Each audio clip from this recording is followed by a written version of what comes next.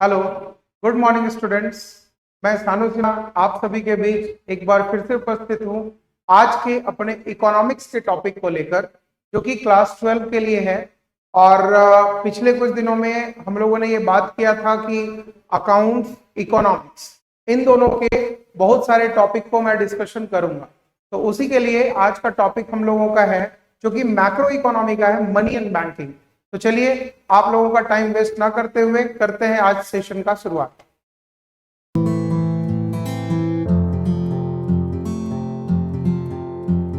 तो आज का टॉपिक जो है दिख रहा होगा आप लोगों को कि मनी एंड बैंकिंग।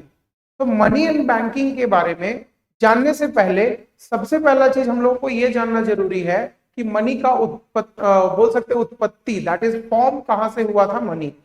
तो मनी को समझने से पहले एक टॉपिक आपको और समझना पड़ेगा, जिसका कि नाम है बार्टर सिस्टम। ठीक है ना? क्योंकि आप लोगों को ये पता होगा कि मनी मनी के बारे में तो एक डेफिनेशन तो नॉर्मल बोल सकते हैं कि मनी क्या है। Money is a medium of exchange for any goods and services. मतलब किसी भी सामान को या फिर किसी भी सर्विस को लेने के लिए अगर आपको कोई चीज बदले में देना पड़ता है तो वही एक्सचेंज का सामान आपका मनी बन जाता है, दैट इज पैसा बन जाता है। अब बहुत लोग बैठा बैठा क्या बोलेगा, हम पूछते हैं बहुत सारे बच्चों से पैसा क्या होता है जी, तो पीछे वाला जो बैक बेंचर होता है, सर पैसा हाथ का मैल होता है। ऐसा कुछ होता है तो दिन भर नहाते रहो, जितना मैल निकलेगा पूरा 1 करोड़ रुपया करोड़पति बन जाना। लेकिन ऐसा कुछ होता नहीं है। तो चलिए पहले हम लोग इस चीज को समझे कि बार्टर सिस्टम होता क्या है। बार्टर सिस्टम के बारे में जानने के लिए यह चीज समझिएगा अच्छे तरीके से आप, कि पहले के टाइम पर हम लोगों को जब किसी भी सामान के बदले कोई सामान ही मिल जाता था तो that the system is called barter system. एक नाम इसका आप और भी बोल सकते हो, इसको हम लोग पहले के टर्म में सीसी इकोनॉमी भी बोलते हैं, है ना। गुड्स टू गुड्स इकोनॉमी जब हम लोगों का चला करता था तो वो हम लोगों का कहलाता था बार्टर सिस्टम। ठीक है ना? तो बार्टर सिस्टम आज भी है, ऐसा नहीं है कि हम लोगों के विलुप्त हो गया। लेकिन पहले के टाइम पर, मनी से पहले जितने भी लोग थे वो सारे के सारे बार्टर सिस्टम के रिगार्डिंग ही अपना काम करते थे। एक सामान के बदले दूसरा सामान। आपको गेहूं चाहिए, बदले में आटा मिल जाएगा। आपको चावल चाहिए तो बदले में कुछ और देना पड़ता था। अभी भी हम लोगों के साथ ये चीज होता है। आप लोगों को शायद, जो लोग, कुछ लोग गांव देहात से बिलोंग करते होंगे वो लोग देखते होंगे कि गांव वगैरह में अभी भी एल्युमिनियम का कोई सामान खरीदने के लिए गांव में देखते होंगे एक आदमी जाता है साइकिल पर या मोटरसाइकिल पर, जिसमें वो क्या बोलता है कि पुराना कपड़ा या साड़ी दे दीजिए, जिसके बदले हम आपको ये बर्तन दे देंगे। ठीक है ना? बहुत लोग देखते होंगे कि बाल भी खरीदने आता है, मतलब लड़कियों का जो बाल होता है ना, वो जादू टोना नहीं करता, उससे उससे विग बनाता है। जिसका माथा में बाल नहीं रहता ना, उन लोगों को जो विग लगता है उसका बाल का, वो भी एक तरीके का बिजनेस ही होता है। तो बार्टर सिस्टम में ये सब काम आज भी होता है। पहले बचपन में क्या था कि कूड़ा कचरा जो हम लोग जमा करके रखते थे, लोहा टीना प्लास्टिक, ये सब चीज है। एक अंकल आते थे और मांगते थे कि जितना भी चीज आपके स्क्रैप पड़ा हुआ घर में वो दे दीजिए, बदले में आपको सन पापड़ी या फिर एक आइसक्रीम खिला देंगे। तो वो समाज जो था वो भी बार्टर सिस्टम ही है, आज भी चल रहा है कहीं ना कहीं किसी ना किसी प्रकार में। लेकिन आपको पता होना चाहिए कि बार्टर सिस्टम से हम लोगों का इकोनॉमिकल सारा नीड फुलफिल नहीं हो सकता था। क्यों? उसके पीछे रीजन था। तो हम लोग सबसे पहले मनी चैप्टर पढ़ रहे हैं, लेकिन बार्टर सिस्टम को अच्छे तरीके से पहले समझ लेंगे। तो इसका ड्रॉबैक्स देखते हैं। ड्रॉबैक्स का मतलब क्या है कि सर ऐसा क्या क्या प्रॉब्लम हुआ जिससे हम अपने बार्टर सिस्टम को धीरे धीरे खत्म करने के कागार पर पहुंचा दिए और उसी के जगह पर मनी को इंट्रोड्यूस किए। ठीक है ना? तो चलो देखते हैं। देखो इधर फर्स्ट बताया है हम लोगों का कि drawbacks of barter system, that is drawbacks का मतलब हुआ कि क्या क्या प्रॉब्लम आता था बार्टर सिस्टम में, जिससे हम लोग बार्टर सिस्टम को धीरे धीरे खत्म ही कर दिए। वो एक बोल सकते हैं कि इस तरीके का प्रजाति था, प्रजाति मतलब आदमी तो नहीं है, बट इस तरीके का ये सिस्टम था जिसको कि धीरे धीरे अब हम लोग विलुप्त करते जा रहे हैं। अब हम लोगों को कोई भी चीज जब खरीदना होता है तो वहां पर हम लोग पैसे को सबसे सामने ला देते हैं। ठीक है ना? चलो आगे देखते हैं। पॉइंट 1 देखो, यहां पर क्या बताया है, double coincidence of wants. Double coincidence of wants का मतलब क्या है कि सर जब हमको जो चीज खरीदने का इच्छा करता है बार्टर सिस्टम में वो पॉसिबिलिटीज नहीं हो पाता है। लेकिन यही पूरा का पूरा जो ड्रॉबैक्स है ना बार्टर सिस्टम का, यही पूरा का पूरा फीचर्स बन जाता है मनी का। क्यों? अगर आपके पॉकेट में पैसा है तो आपको जब जो चीज मन करे, जो इच्छा करे, आप उस चीज को खरीद सकते हो। बट बार्टर सिस्टम में क्या प्रॉब्लम था कि आपको जब वांट्स, जिस चीज का जरूरत आपको तुरंत पड़ता, वो चीज आप पॉसिबल नहीं था कि आप उस चीज को खरीद सकते हो या फिर ले सकते हो। ठीक है ना। दूसरा है lack of standard unit of account, मतलब आप जो है मेजरमेंट किसी भी सामान का नहीं कर पाते थे। आज देखते हो रोड पे खड़ा रहो, बगल से एक BMW क्रॉस किया, तुरंत बोलते हो अरे ये 70 लाख, ऑडी क्रॉस किया ये 80 लाख, ये सब चीज। बगल में कोई आईफोन लेके खड़ा है, आप बोल रहे यार 50 लाख, 50,000 या 1 लाख रुपए का तो फोन होगा ही होगा। बट उस टाइम पे बार्टर सिस्टम के समय में हम लोग किसी भी कॉमोडिटी का मेजरमेंट नहीं कर पाते थे, किसी भी चीज का वैल्यू नहीं निकल पाते थे। ये प्रॉब्लम था बार्टर सिस्टम के समय। मतलब अगर बोला जाए तो अगर आप ऑडी कार लेके चल रहे हो तो बगल में बोला कितना पे लिए जी, उस टाइम ऑडी पता नहीं था कि नहीं, वो नॉलेज ज्यादा नहीं है। अगर मान लीजिए उस टाइम अगर कोई पूछा कि ऑडी कार लिया कितना में लिया जी, सर 15 को गाय और 20 को बकरी देकर लाए हैं हम ऑडी कार। क्यों? क्योंकि उस समय बार्टर सिस्टम था, एक सामान के बदले दूसरा सामान आपको देना पड़ता था, है ना। नेक्स्ट है impossibilities of subdivision of goods, मतलब किसी भी सामान को हम लोग डिवाइड वे में नहीं ले पाते थे।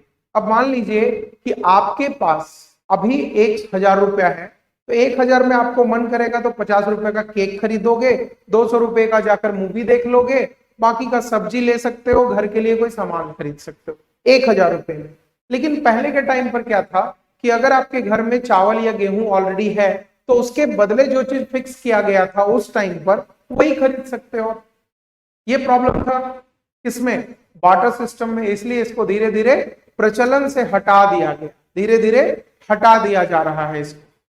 फिर है लैक ऑफ इंफॉर्मेशन, ये प्रॉब्लम था हम लोगों के साथ कि किसी भी चीज का वैल्यू हम लोगों को जरूरत नहीं पड़ पाता था और ना हम लोग बिल्कुल किसी भी चीज का वैल्यू को जज कर पाते थे कि ये कितने का है, क्या है, नहीं है। ठीक है ना। फिर आगे देखो बताया है कि production of large and very costly goods are not feasible. इसका मतलब क्या समझाया कि आप जो है बार्टर सिस्टम में बड़े बड़े जो कॉस्टली प्रोडक्ट होते थे उन सब चीजों का प्रोडक्शन नहीं कर पाते थे। क्यों नहीं कर पाते थे? क्योंकि उसके अगेंस्ट में कौन आपको क्या देकर वो सामान खरीदता पता नहीं। क्योंकि यहां तो हम दाल चावल की बात कर रहे हैं कि चावल दे के जाओगे तो भैया 2 किलो दाल ले लेना। लेकिन उस टाइम पर मान लो करोड़ों करोड़ रुपए का सामान अगर कोई बना देता, पहला चीज तो उसको पता ही नहीं चलता कि करोड़ रुपया होता क्या है, क्योंकि मनी तभी था नहीं।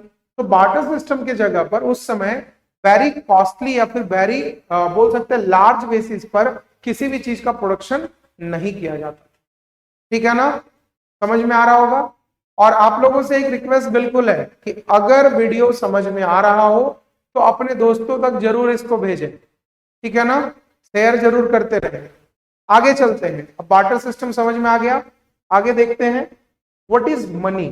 देखो मीनिंग ऑफ मनी, जहां मनी आया ये तो पैसा पैसा आ गया जी। देखो इधर, लेकिन पैसा तो आ गया, बात अलग है। सर इसका डेफिनेशन क्या होगा? तो स्टार्टिंग क्लास के साथ ही मैं आपको डिस्कस कर चुका हूं। क्या होगा? मनी क्या होता है? Money is a medium of exchange for any goods and services during the financial year और ड्यूरिंग द ईयर। जब आप किसी भी सामान को, मतलब ड्यूरिंग ईयर बोलो चाहे नहीं बोलो, डजंट मैटर, जब आप किसी सामान को खरीदने के लिए किसी एक चीज को आप उसके बदले देते हो, exchange for any goods and services is called money. ये बोल सकते हो आप कि पैसा क्या है। देखो money is anything which is generally use as a medium of exchange, measure of value, store of value and means of standard deferred payment. Deferred payment का मतलब समझ में आता होगा। डेफर्ड पेमेंट का मतलब है जो हमको फ्यूचर में पेमेंट करना है, उन सब चीजों के लिए भी मनी जो है बहुत ज्यादा कारगर साबित हुआ पहले के टाइम पर जो बार्टर सिस्टम चला करता था उसमें थोड़ा बहुत प्रॉब्लम हम लोगों के साथ होता था, ठीक है ना। आगे बताया है it covers all type of money like coins, paper notes, cheque, digital money, plastic money, ETC. That is money का अलग अलग तरीके का प्रकार है। आपको पता होगा कि सिर्फ और सिर्फ कैश हमारे पॉकेट में है वही मनी नहीं कहलाता, कॉइन को भी मनी बोलते हैं, चेक को भी मनी बोलते हैं, यूपीआई पेमेंट से भी आजकल हम लोग डिजिटल ट्रांसफर करने लगे हैं, वो भी मनी का रूप हो जा रहा है। तो मनी कितने तरीके का होता है ये भी जानना हमारे लिए बिल्कुल बेहद जरूरी, ठीक है ना। तो चलो इसके आगे चलते हैं, देखते हैं हम लोग टाइप्स ऑफ मनी। पहले फंक्शन देख लेते हैं कि भैया पैसा का फंक्शन क्या क्या है, इसका कार्य क्या है, ठीक है ना। देखो फंक्शन ऑफ मनी में क्या क्या चीज समझाया है उस चीज को देखो। पहला है प्राइमरी फंक्शन। प्राइमरी फंक्शन क्या है? प्राइमरी फंक्शन है कि भैया पैसे को यूज क्यों किया जाता है, तो मीडियम ऑफ एक्सचेंज। किसी भी सामान को जब आप किसी भी चीज के बदले एक्सचेंज करना चाहते हो तो ये इसका प्राइमरी फंक्शन है।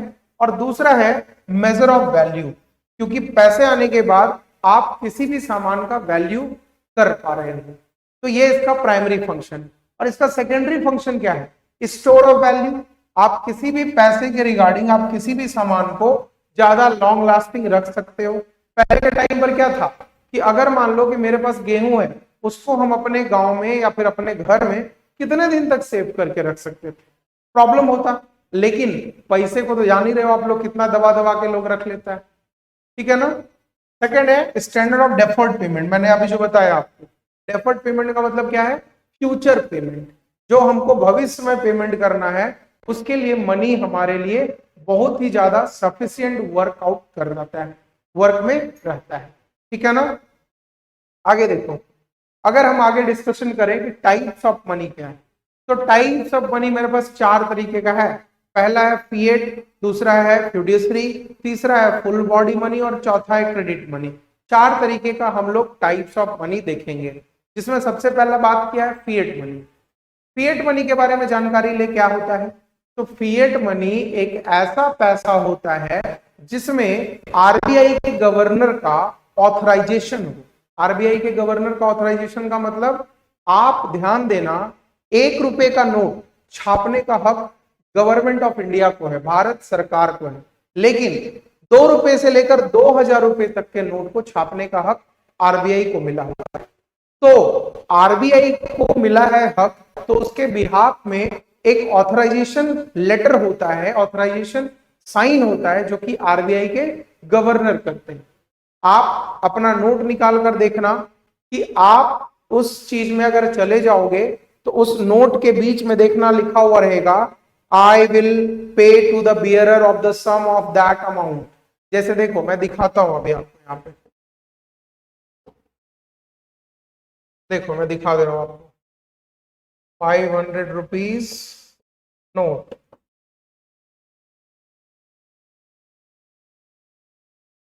देखो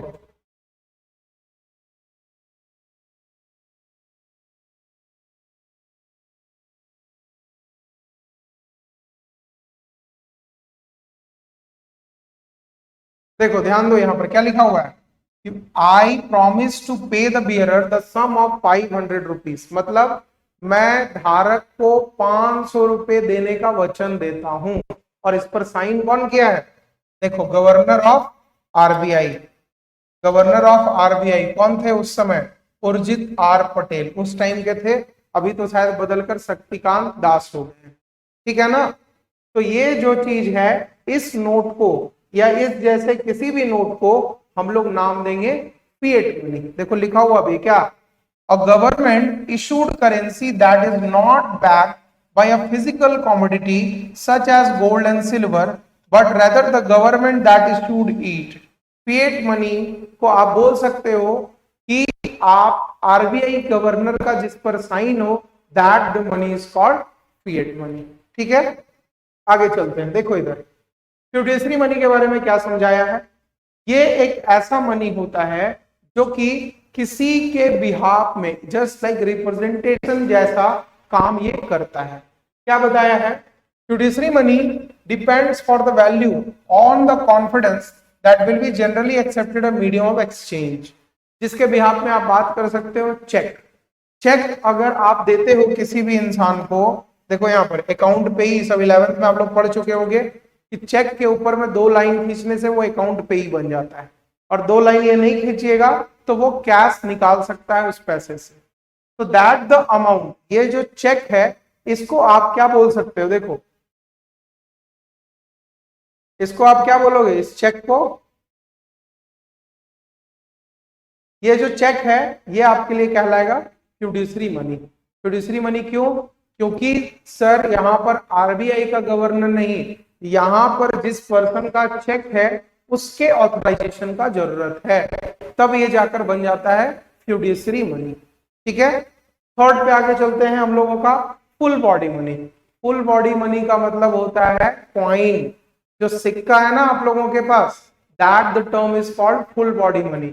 उसको आप जला दो, ट्रेन के नीचे डाल दो, गर्म पानी में आग लगा दो, कुछ भी कर दो, उसका वैल्यू कभी भी चेंज नहीं होने वाला है। किसका? फुल बॉडी मनी और कॉइन का। कॉइन का कभी भी आप लोगों का वैल्यू आप देखना वो चेंज नहीं होता है। वो 5 रुपए का सिक्का है, आप 10 अल्लाह से उसको नीचे फेंक दो, वो 5 रुपए का सिक्का ही रहेगा। बट नोट में क्या होता है कि जो हम लोग का फिएट मनी नोट है, उसको अगर आप 20 से फाड़ दिए तो उसका कोई ना कोई वैल्यू जो है आपको कम मिलेगा। 500 का नोट को आप फाड़ दोगे, फिर जाओगे कचहरी वगैरह चेंज कराने, तो थोड़ा बहुत वैल्यू आपको कम मिलेगा। ठीक है ना? तो ये हम लोगों का हुआ फुल बॉडी मनी। ये डायरेक्टली क्या समझाया, देखो full body money is a money whose value of commodity for non monetary purposes is to be great as its value as money. ये हम लोगों का एक तरीके से कॉइन ही कहलाता है। ठीक है ना? एक लास्ट हम लोगों का बचा हुआ टाइप, वो है आपका क्या चीज, देखो इधर, इसको बोलते हैं क्रेडिट मनी। क्रेडिट मनी के बारे में क्या समझाया है? A contract agreement in which the borrower receives and sum of money of something of value and repay the lender at a later date generally with the interest is called credit money. just like मान लो कि जब आप घर बनाने के लिए home loan लेते हो और होम लोन के अगेंस्ट में आप अपने जमीन का पेपर रख देते हो, तो वो जो जमीन का पेपर है वो कहला जाता है क्रेडिट मनी। आप अगर कार खरीदते हो और कार खरीदने के उसके अगेंस्ट में जो बोरोवर है, जो आपको लोन दिया है, वो गाड़ी का सारा पेपर अपने पास रखता है, आपको एक आरसी कॉपी जरूर देता है, लेकिन उस आरसी कॉपी में भी देखना ऊपर में लिखा हुआ रहेगा हाइपोथिकेशन बाय दैट बैंक।